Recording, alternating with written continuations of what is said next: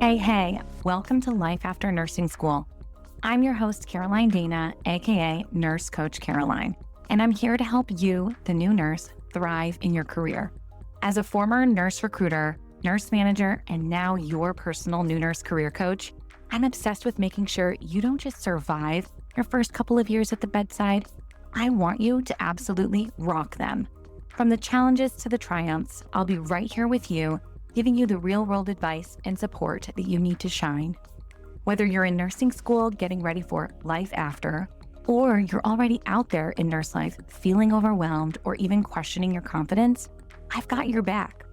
I'll be sharing tips, tricks, resources, and strategies that are just for you. We'll dive into everything from landing that dream nursing job to slaying imposter syndrome, and most importantly, how to keep that spark alive and stay the vibrant and amazing nurse that you are. So if you're ready to tackle the things nursing school did not cover, like how to build a career, trust yourself, and keep your passion strong, then get comfortable because we are about to dive in and make nurse life the best life.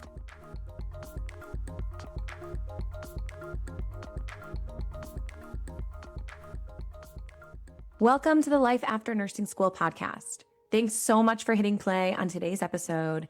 This is one that I'm really excited about because my goal is to help you better position yourself for future career moves, especially when it comes to interviews and networking opportunities. If you're listening right now, there's a good chance you're preparing for a job transition or you're searching for your very first nursing role. And if that's you, I want you to know you don't have to figure this out alone. I offer digital courses that walk you step by step through career navigation process, from crafting a compelling resume and cover letter to confidently nailing your interview. I also host free live webinars throughout the year. You can find all of that linked in the show notes if you're looking for some extra support.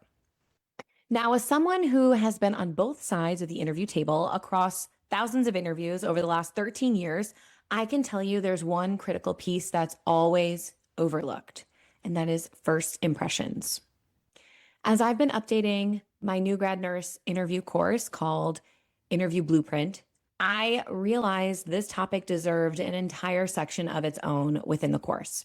And in the process of building that lesson, I uncovered some insights that I could not wait to share with you. So let's dive into first impressions. First, it's important to understand something critical about first impressions, and that is how fast they form. Research shows that interviewers begin forming impressions within seconds of meeting you, often before you even say one word. So that means the little things matter: your arrival, your appearance, your body language, and the energy that you bring into the room with you. Those are honestly, they sound like little things, but they're big things. And they heavily influence the impression that you're making on the people that you're trying to impress, the hiring team. Learning this made me think back to interviews that I've been a part of where the first impression was not good. Candidates arriving late, they are clearly flustered, looking stressed and disheveled. And when you start an interview already feeling behind or unorganized, it becomes incredibly hard to project confidence and professionalism, no matter how strong your clinical knowledge is. And here's something else that I learned. And yes, if you know me, you know I find all of this so fascinating. First impressions are really sticky. Once an interviewer forms an initial opinion, they subconsciously look for information that confirms it. So a strong first impression makes your answers land more favorably. A weak first impression, that makes even good answers work harder to land well. I hope that makes sense, okay? So let's take this idea that first impressions, good or bad, are sticky, and let's take it a step further. A positive first impression actually creates margin for error. It gives you a little wiggle room in your answers. It gives you grace if you're nervous, and even a pass or two if you don't articulate things perfectly. When the interviewers feel positively about you early on, they're more forgiving of the process, the nerves, and the imperfect answers. Now, on the flip side, a weak first impression creates an uphill battle for the rest of the interview.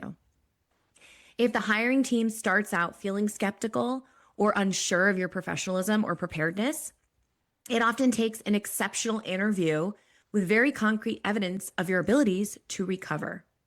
Even strong clinical answers can struggle to overcome an initial impression of disorganization, disengagement, or lack of professionalism. So now that we know first impressions are important, they form quickly, and they tend to stick, here's something else that I learned in my research. Hiring decisions often start forming much earlier than people realize. Studies suggest that interviewers begin leaning towards a decision within the first few minutes of an interview, sometimes as soon as 60 to 90 seconds of meeting the candidate. And having been a part of a new grad interview team for close to a decade, I can tell you that this absolutely tracks, especially when it comes to poor first impressions. Most no's are fairly obvious.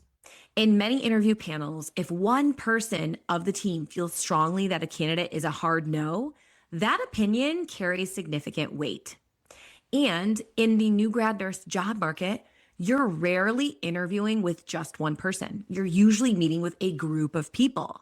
That means making a first impression on multiple people at once. If that first impression isn't strong, you're not just trying to change everyone's mind, you're trying to turn everyone's perception around for the entire rest of your interview. From my experience on hiring committees, you get to know your fellow interviewers quite well. I could almost always sense when a colleague wasn't feeling a candidate. And once that happened, I also noticed that the engagement of that interviewer often dropped.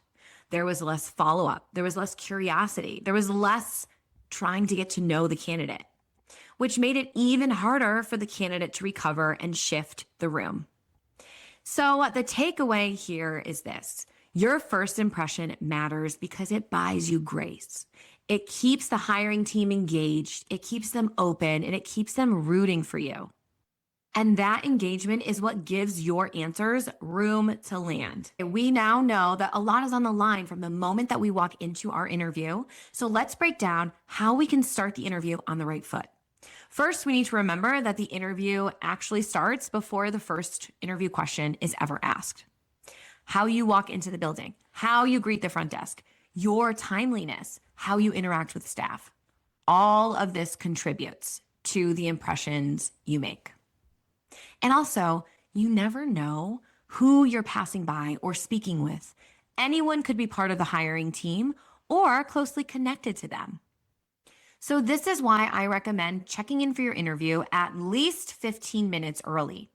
It signals that you're prepared, you're prompt, and you're professional. And let me let you in on a little secret.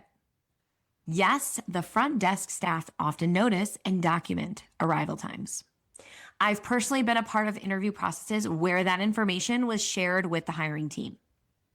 Something else that really stood out to me in my research on first impressions is how little emphasis there actually is on the words that you say, especially early on. Instead, research consistently shows that nonverbal communication carries more weight. Body language, eye contact, posture, tone of voice, facial expressions, all of these things heavily influence how competent and trustworthy you appear.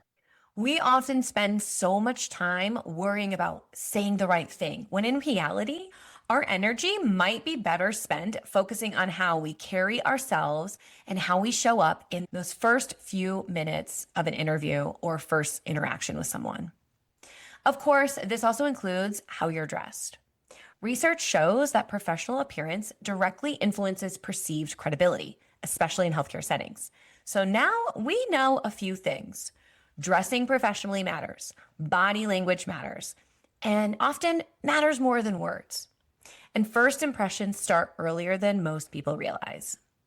But here is the next layer, and that is your presence, which really is your warmth, your confidence, your energy. These are incredibly important in an interview, and they're also much harder to manufacture or fake.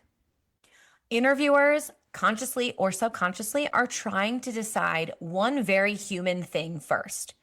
Do I like the person? If a candidate comes off as cold, shuts down because of nerves, or is closed off in their body language, it becomes hard for the hiring team to connect with them. And connection matters. Human connection can't happen if the candidate is perceived as unapproachable or distant. Research shows that warmth is judged before competence. How crazy is that? In other words, interviewers are first asking themselves, do I like this candidate? And only after answering that do they ask, can this person do the job? So it's so important to understand that warmth creates the foundation for perceived competence. Warmth, if you're unsure of what that means, looks like smiling, eye contact, engagement, authenticity, and excitement. I often tell candidates it's completely okay to say something like, I just want to say I'm a little nervous, but I'm really excited about this opportunity in an interview. Because honestly, this statement is extremely powerful because, first of all, it's relatable. It names the elephant in the room, which is your nerves, and it often lowers the tension immediately. I've seen hiring teams respond with no pressure, no need to be nervous. We're excited to meet you. And you can literally watch the candidate relax. And finally, it shows that the opportunity matters to you. You're nervous because you care, and that reads as genuine excitement and investment in this opportunity. Okay, now let's pivot to confidence. Confidence is often communicated before a candidate says a single word. Showing up prepared, somewhat calm, and intentional signals confidence. And I know most new grads are nervous, especially in an interview. Many struggle with confidence because they haven't worked a single day as a nurse yet. But let this be your reminder. You deserve to be considered for this opportunity just as much as anyone else. If you've been invited to interview, you already are deemed qualified on paper. No one in that room is more qualified than you simply by showing up. Be confident in the qualities that got you this far, your dedication, your work ethic, the knowledge that you've gained, and your willingness to learn. You are not here by chance. You earned a seat at the table. So take that seat confidently and share why you would be a great addition to the team. Hiring teams don't expect new grads to bring expertise to the bedside. We know you're at the very beginning of your nursing journey. What first impressions really signal is fit, not skill. We're asking ourselves, can we work with this person? Can we teach them? Can we trust them on the unit? And finally, after learning more about first impressions and reflecting on my years of interviewing candidates, I want to emphasize this. It's not about perfection, it's about presence. A candidate can say all the right things, but if their presence or energy doesn't feel right, the hiring team may hesitate. On the flip side, I've seen candidates miss clinical questions, but still be considered strong candidates because they come across as warm, coachable, eager to learn, open to feedback, and team-oriented. And I know this because I've seen it happen many times. So as we wrap up today, I want to zoom out for a moment and bring this all together. First impressions form quickly. They stick, and they matter more than people realize. They influence how forgiving interviewers are, how engaged the hiring team remains, and whether your answers are given room to land. And while clinical knowledge is important, what first impressions really signal is fit. So your presence, your warmth, your confidence, and your coachability are what we are looking for here. But here's the thing I really want you to take with you. First impressions aren't just about interviews. They matter during shadow experiences. They matter on your first day on the unit. They matter at networking events, in conversations with future colleagues, with your preceptors and managers, and even in personal moments like meeting a partner's parents for the first time. Anytime you walk into a new space, you're communicating something before you ever say a word. So my hope is that after listening today, you don't walk away feeling the pressure of being perfect, but instead you feel empowered to be intentional and human, to show up prepared, to lead with warmth, to carry yourself with confidence. And remember that your presence often speaks louder than your answers. If you've been invited into the room, whether that's an interview, a shadow day, or a new opportunity, you already earned your place there. And if you're looking for more support as you navigate interviews, career transitions, or your first nursing role, check out the resources linked in the show notes. And if this episode was helpful, I'd be grateful if you shared it with a fellow nursing student or new grad and took a moment to rate and review the show. It truly helps more nurses find this podcast. And I know this is a special community. Thanks so much for being here. I'll see you in the next episode. And as always, I have one hand for me, the other for you. Signing off. Well, that's it for today's episode of Life After Nursing School.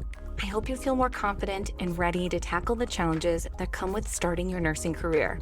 Remember, the first year or two might not be easy, but with the right mindset, you can overcome anything. If you found value in today's episode, I'd love for you to hit that subscribe button so you never miss a future episode. Also, please consider leaving a review on your favorite podcast platform. It helps so much in reaching other new nurses like you. Thanks for listening, and remember, you've got this. Take care and see you next time.